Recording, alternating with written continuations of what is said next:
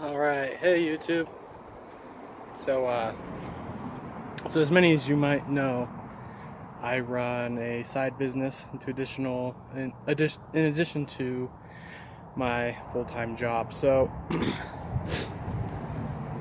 just gonna kind of make these videos mostly because I want to, not because I think they'll generally be helpful.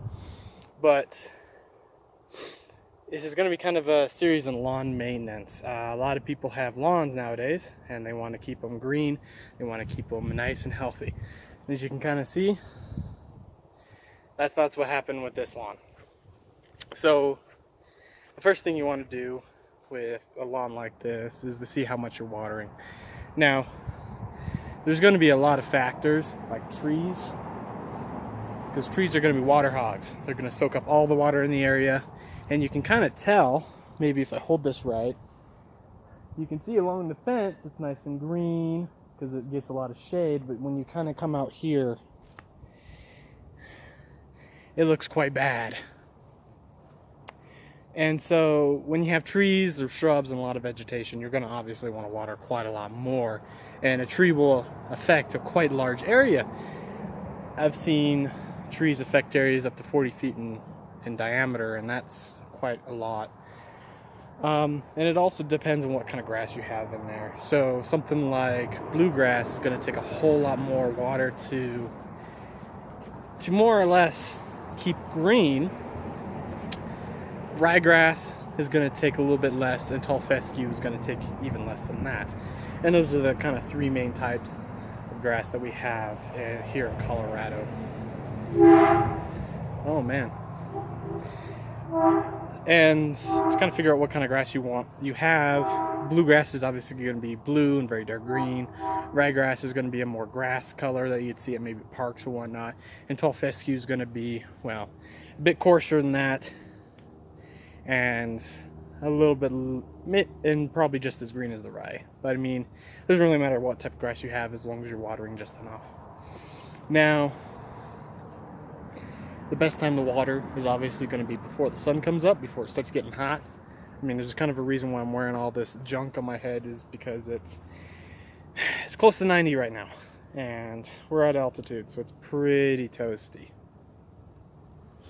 But yes, but also a good way to figure out how much water you're going to need is also kind of based upon how much shade you're going to get. So you can kind of see around here, there's a little bit more shade. You can kind of see there's a pattern.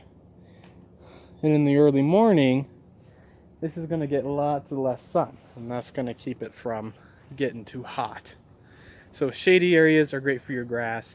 Sun-bleached areas are not so much, and you're going to need more water from that. Now, how much water do you really need? Well, it depends. Like I keep saying, it depends on how much grass you have and the different areas.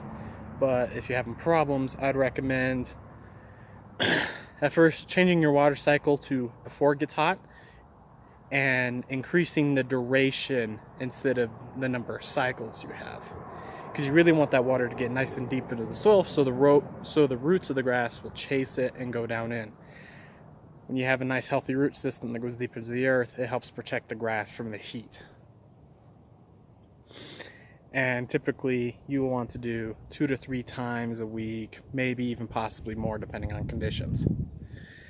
And really I can't tell you exactly how much. You're just going to have to figure that out on your own. But I'd start by maybe perhaps multiplying the amount of time that you spend per zone by 1.5, and then keep doing that until the grass gets greener.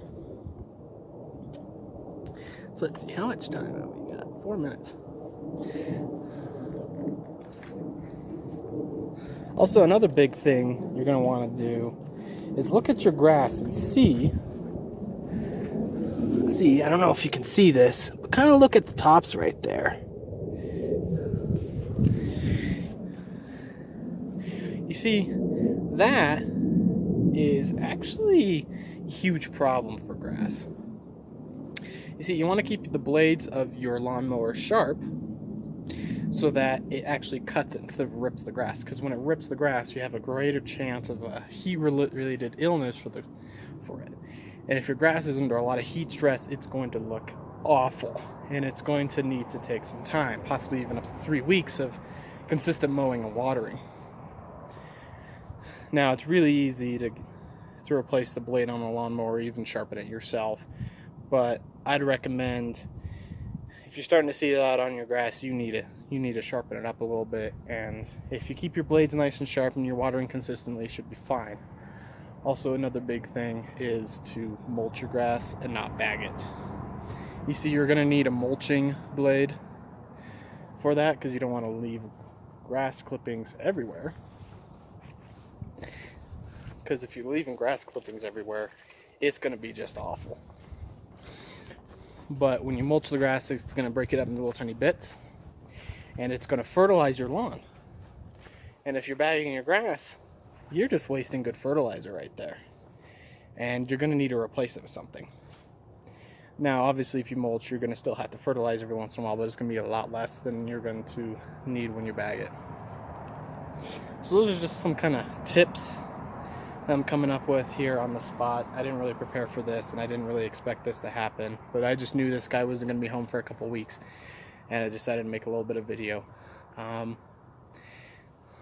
yeah, so I mean, I'm going to obviously include some more things like fertilizing and with how tall you should cut your grass and all sorts of stuff. And with cutting your grass, I'll actually sneak this in right now. You should cut your grass a little bit taller when it's hot, because it's going to help keep it healthier and help preserve water. So keep that in mind. Maybe cut your south-facing lawn, or the south part of your lawn, a little bit higher than the north part. But this is just kind of a little bit of what I like to talk about, and different kinds of things like that. I'll probably go into depth a little bit more, maybe not. Man, I'm using a selfie stick right now, but hopefully you found some of this somewhat informative. Obviously, I'm going to have to go into depth a little bit more, but as usual, have a great day. Enjoy the rest of your week.